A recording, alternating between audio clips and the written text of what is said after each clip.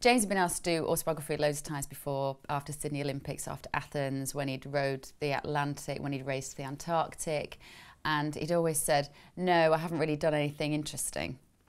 Then in 2010, he was hit by a truck when he was cycling across America. We've had a hell of a couple of years, and the timing then just felt right to write about James's story and everything he'd been through and everything we've been through as a family. In terms of getting into endurance sport, the choice was fundamentally because hand-eye coordination wasn't so good.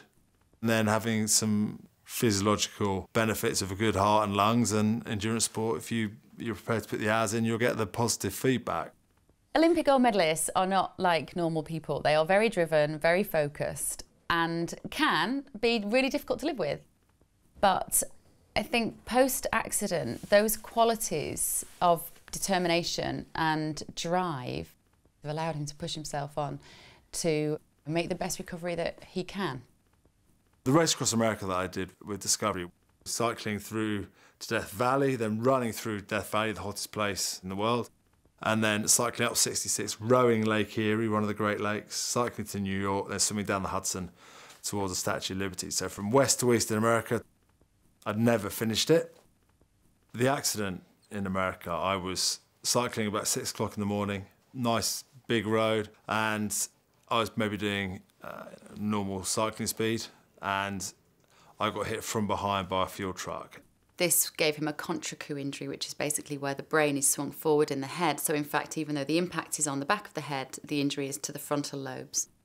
And the frontal lobes control our personality, and they dictate who we are, how you're motivated, your sense of humour, how you communicate, how you express emotion. And as for memory, I have nothing, I would say, for a month. And then after that, I have some bits that I can remember, which they call islands.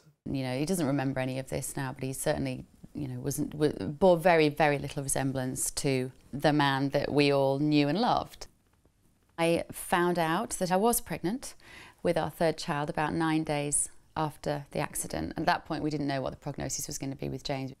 You know, how much of him was going to remain. We knew that he wasn't paralysed. We knew that he recognised me and he recognised his family, which was a really good sign.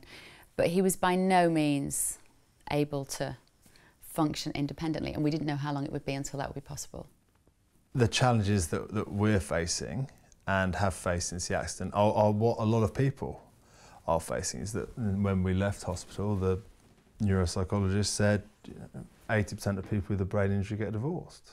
For me, since the accident, there's been having to look at things a different way, and also people's assumptions of a brain injury are massive. From people I knew incredibly well would talk to me like I was a foreigner. Neither of us really ever take life that seriously, and I think that's been one of my coping strategies. That's been one of the ways that you handle it. The hardest thing for her is that I am not the person she stood next to in the aisle 10 years ago.